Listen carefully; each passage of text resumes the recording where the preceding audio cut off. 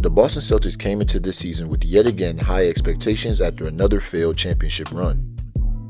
Everyone in the organization felt time was ticking and the pressure to find ways to finally get over that hump, so GM Brad Stevens stayed aggressive and made two of the biggest offseason moves of the year.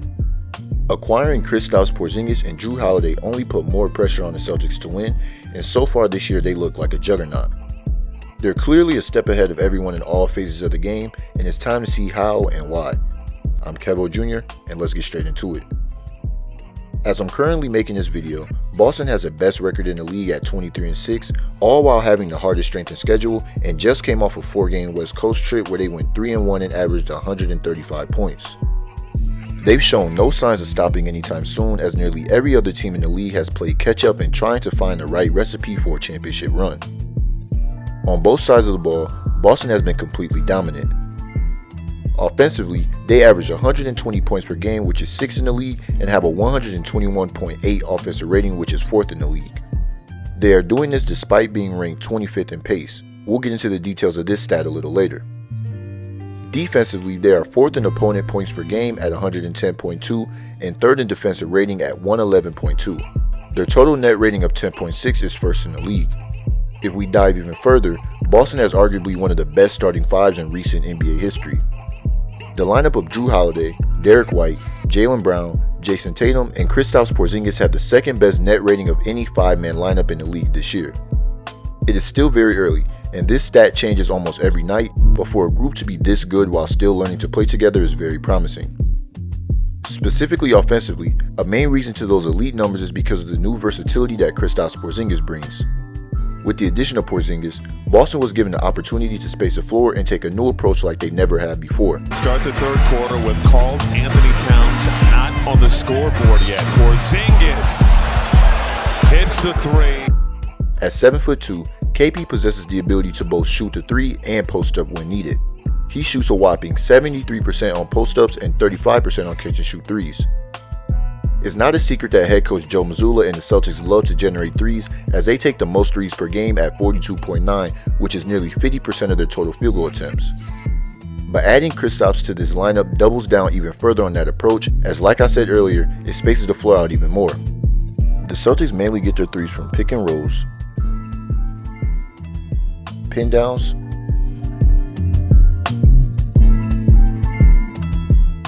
and driving kicks. Their heavy dose of pin downs turn into the screener popping like this. This team is the definition of live by the three, die by the three, but they are by far the most dangerous team as long as they're generating good looks. Many people complain about how they take so many threes, but when you're getting shots like this, you can't pass them up. 4 players for the Celtics in double digits. Raptors with 2. Trent Jr. and Schroeder. Holiday behind the back, spinning. Dumps it off. White kicks it. Here's a 3. Got it. But back to Porzingis, he is also a very underrated player in the post. You'd think everyone who is over 7 foot will be good posting up, but his decisiveness and selection of these attempts is what makes him so good. The Celtics do a great job in finding mismatches for Kristaps like this. The touch he has on his jump shots is elite. For having a smaller frame for a center, he's very physical in the post and uses that to his advantage on all types of defenders. I do think Boston needs to use him more in these situations because although it's very effective, he only averages 2.7 post-up touches per game.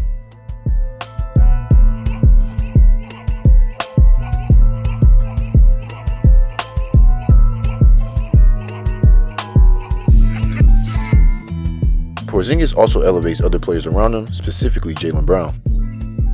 They surprisingly have had a very close connection off the court, which has translated to their play together. If you look at this chart, when both KP and Brown are on the floor together, they have a 123.7 offensive rating and a net rating of 13.38. But when Brown is on the floor without Porzingis, his offensive rating falls down to 118.3 and a net rating of 7.7.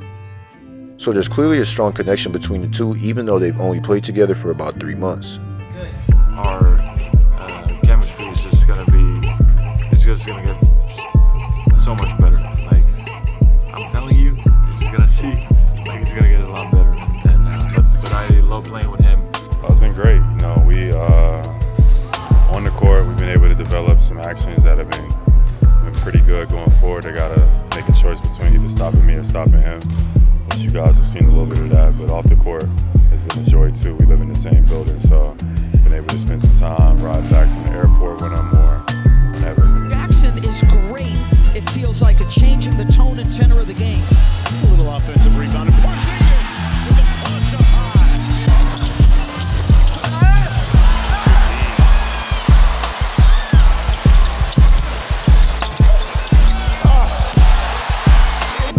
We'll go to the line on the next one with just under 9 minutes to go here in the third.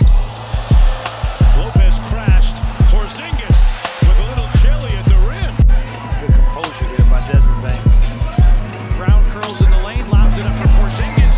The first to wish you not only a happy Thanksgiving, Doris Burke, Yes. but a happy birthday tomorrow. This carries me to my next point of how Jaylen Brown's improved decision-making and play overall has changed the narrative around him and elevated the Celtics.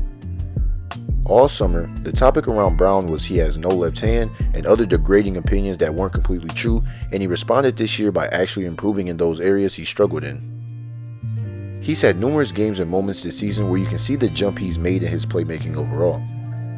This first half of the season, in my opinion, has been Jaylen Brown's best stretch of his career in terms of his shot and decision making. In the past, it was visibly noticeable that he could be reckless or have tunnel vision. Although he hasn't completely taken that out of his game, it has extremely decreased this season.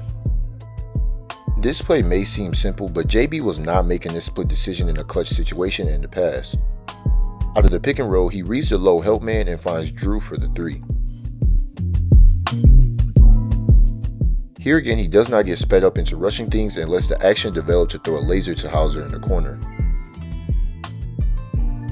In these clips, you see the maturity he's gained as a primary ball handler as he's consistently making the right reads in these situations. With Jaylen signing the largest contract in NBA history, the pressure was on for him to somewhat prove to the Celtics organization and the sports world that he deserves what he was given.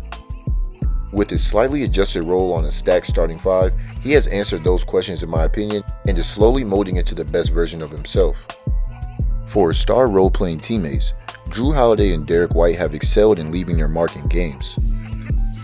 Joe Mazzulla has given Jrue Holiday the keys defensively.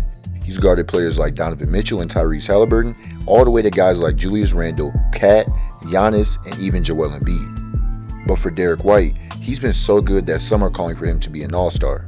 This year he's averaging a career-high 15.8 points on nearly 50-40-90 splits with 1 block and 1 steal per game.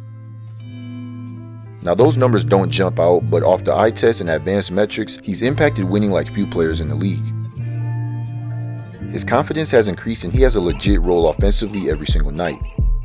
These two have made life much more easier on Jayson Tatum, who's once again having a fantastic year. Tatum is averaging 27 points, 8 rebounds, and 4 assists per game, which are a little lower than his numbers last year, but if you dive deeper than just stats, he's made many improvements in his game. Specifically his shot diet and efficiency, JT has layered his shooting into more attempts in multiple areas. This season, Tatum is shooting 70% at the rim, 50% from the mid-range, 37% from 3, and 60% on post-ups at 11% frequency per game. Those are all higher than last year where he shot 59% at the rim, 37% from the mid-range on less attempts, 35% from 3, and 55% on post-ups on only 5% frequency per game. These shot charts visually show the difference in Tatum's game right now, and it's been very beneficial for the success of the Celtics. Overall, Tatum's game-to-game numbers are down due to the additions of Jrue and Porzingis, but with his post-ups and decision-making on the ball, he is getting better and impacting the game nightly. 15 of 38 from downtown. Here's Tatum, raises up, and hits. And I tell you what, you're going to have to get him going early in the third quarter. And for him, he's got The game for Boston.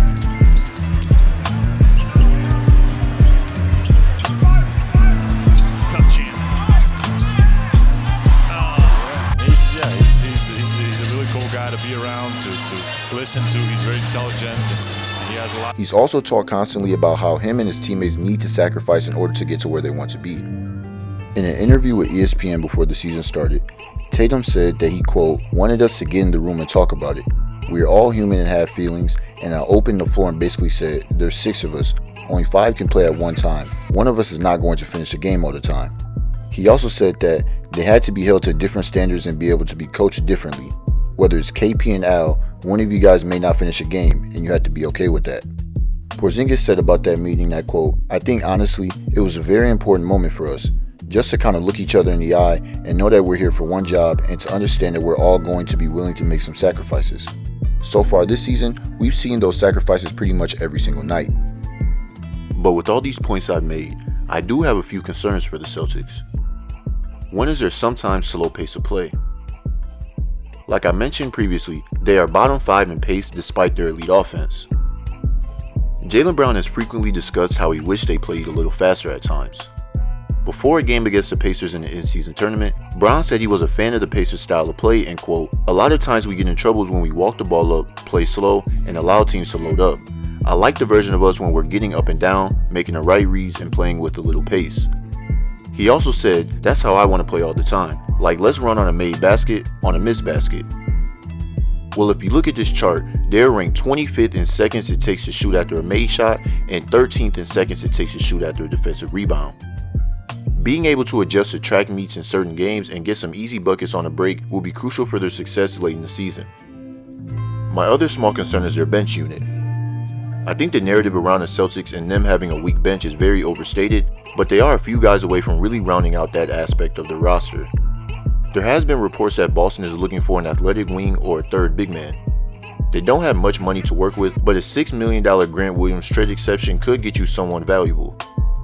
A guy like Saddiq Bey, Jalen Smith, or John Conchar does fit that trade exception, and I could see them on the Celtics. They cannot search on the buyout market due to salary cap reasons, so a trade using that TPE might be the only way to go. But with the emergence of guys like O'Shea Brissett and even Luke Kornet and Amias Queta, they might be content. Overall, this is one of the best Celtics teams in a very, very long time, so there's a sense that this might be a do or die season. I personally think that they're ready for the moment and to get over that hump at the top of the NBA world. Thank you guys so much for sticking with me through this entire video. I hope y'all enjoy, and I'll see y'all next time. Peace.